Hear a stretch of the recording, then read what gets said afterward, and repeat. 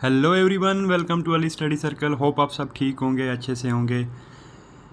तो एक नए अपडेट के साथ आपके साथ शेयर करने आया हूँ, जो है बेसिकली दिल्ली पुलिस में जो कांस्टेबल की पोस्ट हैं, इनका नोटिस आ चुका है। आप ये सामने देख सकते हैं, constable executive male and female in Delhi police. तो इसमें आपको मैं बताता चलूँ कि मेल की वैकेंसी अलग से आती हैं और फीमेल की यानी फीमेल की जो वैकेंसीज होती हैं वो अलग से होती हैं। पहले हम डिस्कस कर लेते हैं इंपॉर्टेंट डेट्स, उसके बाद मैं आपको एलिजिबिलिटी क्राइटेरिया और एग्ज़ाम पैटर्न भी यहाँ पे बताऊँगा।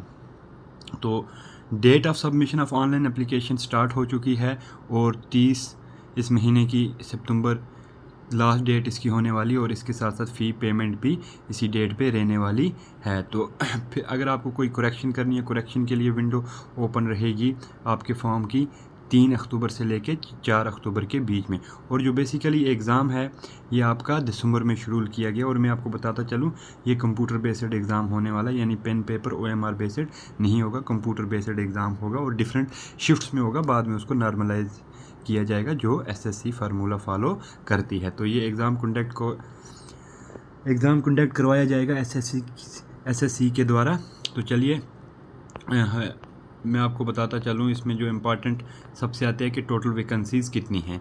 तो आपके सामने आप देख रहे हैं कांस्टेबल मेल की जो वैकेंसी हैं अनरिजर्वड यानी ओपन मेरिट के लिए 2748 हैं, EWS के लिए 488, देन OBC 258, SC 717 और ST 242। और टोटल जो कांस्टेबल मेल की वैकेंसीज आ रखी हैं वो 4453 यानी 4453। इसी तरह अगर आप देखेंगे यहाँ पे एक्स सर्विसमैन की 2 आप वैकेंसी देख रहे होंगे, ये मैं आपको क्लियर कर दे रहा हूँ।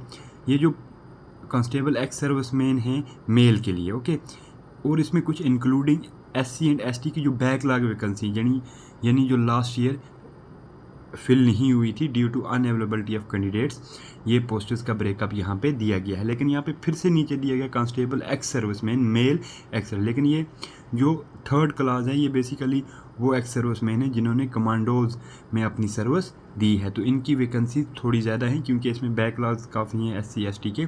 तो ये सारी टोटल मिला के 337 यानी 337 पोस्ट हैं। अगर हम नीचे बात करें कांस्टेबल फीमेल की, तो ओपन मेरिट के लिए 1502 हैं। इसी तरह हमारे EWS के लिए 268, OBC के लिए 142, SC के लिए 429, ST 150 और टोटल जो फीमेल की वैकेंसीज हैं इंक्लूडिंग कैटेगरीज 2491 पोस्ट्स हैं।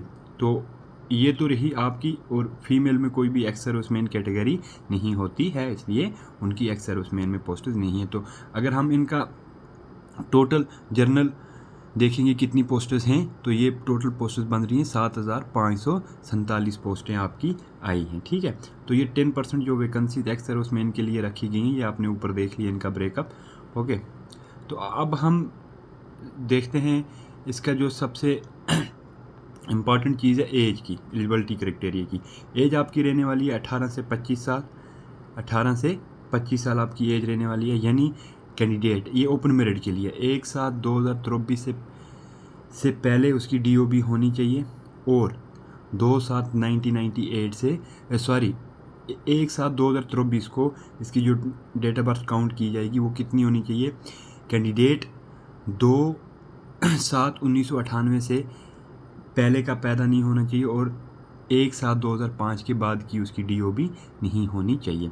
लेकिन ये मैंने पहले ही बोला ओपन मेरिट के लिए, लेकिन हम अगर कैटेगरी की बात करें SC और ST कैटेगरी के लिए 5 साल की रिलैक्सेशन दी गई है, यानी इनकी जो टोटल एज काउंट की जाएगी वो 30 ईयर काउंट। इसी तरह OBC के लिए 3 साल के लिए, स्पोर्ट्समैन्स के लिए 5 साल के लिए। ये वो स्पोर्ट्समैन है, ये जो आप देख रहे हैं ये पहले वाला, ये वो स्पोर्ट्समैन है जो ओपन मेरिट जो किसी कैटेगरी को बिलोंग नहीं करते, लेकिन वो स्पोर्ट पर्सन जो किसी कैटेगरी SC या ST को बिलोंग करते हैं उनको 5 साल तो पहले ही मिल रहे हैं, तो उनको 5 साल और दिए जाएंगे, तो टोटल 10 ईयर यानी उनके लिए 35 ईयर रहने वाली है। ठीक है, तो इसी तरह डिपार्टमेंटल कैंडिडेट जो दिल्ली पुलिस के उनके लिए 40, ये बाकी सारी डिटेल दी गई है, आप यहाँ पे देख सकते हैं।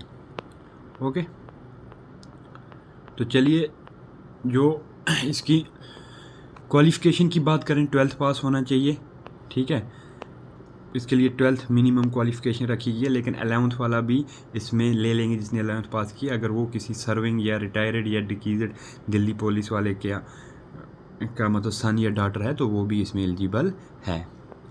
तो अब मैं आपको बताता चलूँ इसमें ये प्रोसेस ऑफ सर्टिफिकेट, ये तो जाहिर सी बात है आपके पास होंगे, या जो मैंने आपको अभी बात की 11th पास की तो वो यहाँ पे इन्होंने दी हुई है। ठीक है, नेक्स्ट हम देखते हैं इसका जो बोनस मार्क्स मिलेंगे। बोनस मार्क्स बेसिकली जिसके पास NCCC सर्टिफिकेट है उसको 5% ऑफ मैक्सिमम मार्क्स मिलेंगे, यानी जो इसके मैक्सिमम मार्क्स हैं 100 मार्क्स हैं उसके 5% यानी 5 मार्क्स एक्स्ट्रा मिलेंगे उसको। ठीक है, ये वो मार्क्स नहीं है कि आप गेन कितने करें, मैक्सिमम मार्क्स हैं, जो मैक्सिमम मार्क्स हैं यानी सीधे 5 मार्क्स। B सर्टिफिकेट के लिए 3 मार्क्स और A सर्टिफिकेट होल्डर के लिए 2 मार्क्स। इसके साथ साथ एक इन्होंने और भी इसमें बोनस मार्क्स का रखा है। ये किन बच्चों के लिए, जिन्होंने कोई डिप्लोमा या डिग्री की है हमारी राष्ट्रीय रक्षा यूनिवर्सिटी, जिसके डिफरेंट कैंपस हैं। हमारा लखनऊ में कैंपस है, गुजरात में है, पांडिचेरी में है और इसका कैंपस कर्नाटका में है। 5-6 जगह इसके कैंपस है, रेगुलर डिग्रीज होती हैं यहाँ से।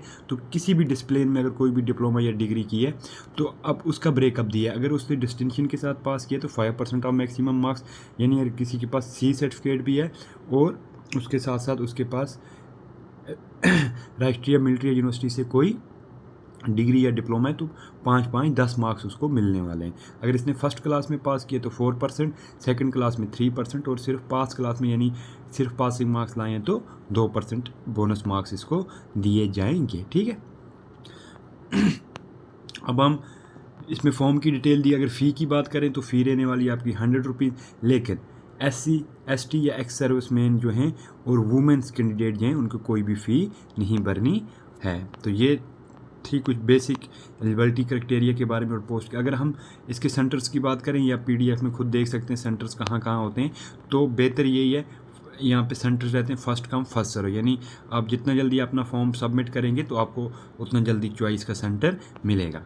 ठीक है, अब जो स्कीम ऑफ एग्जामिनेशन रहने वाला है, पहले आपका कंप्यूटर बेस्ड टेस्ट होगा और टेस्ट के जो लड़के उसमें क्वालिफाई कर जाएंगे, जो भी रेशियो SSC सेट करेगी, उसके बाद वो बुलाए जाएंगे PT के लिए और हाइट वगैरह की मेजरमेंट के लिए।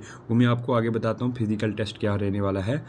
कंप्यूटर बेस्ड एग्जामिनेशन होगा, 100 मार्क्स का 100 क्वेश्चन होंगे और आपको 1 घंटा दिया जाएगा, 90 मिनट दिए जाएंगे, यानी 1.5 घंटे में आपको कितने करने, यानी 90 मिनट्स में आपको 100 क्वेश्चन करने। तो टाइम अच्छा रहने वाला है, यानी जैसे SSC के बाकी एग्ज़ाम होते हैं CHSL या CGL, उनमें 60 मिनट ही दिए जाते हैं।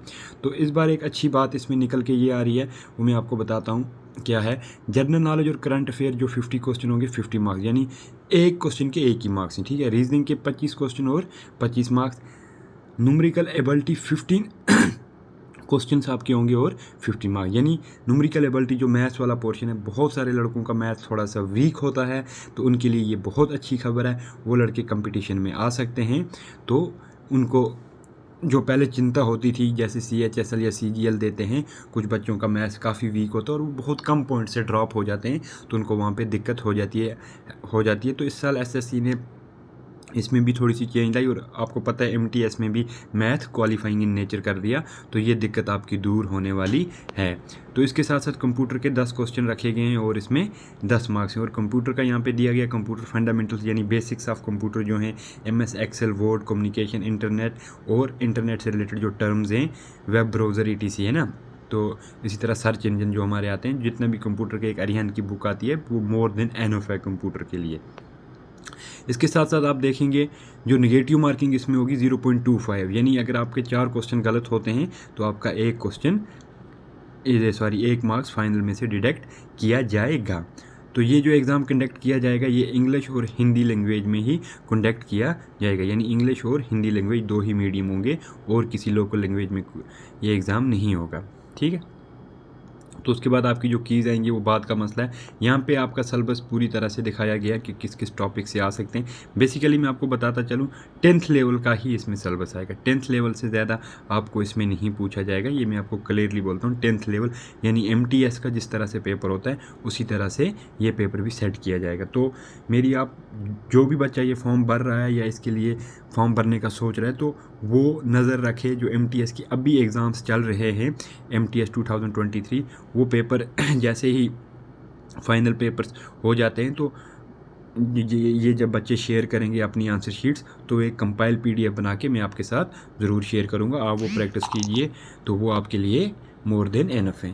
तो ये थे आपका आज का नोटिस। तो फिज़िकल एंडोरेंस की हम बात करें तो अप टू 30 ईयर आपको 6 मिनट में पास करनी है। लॉन्ग जंप 14 फीट का है। इसी तरह 30 to 40 ईयर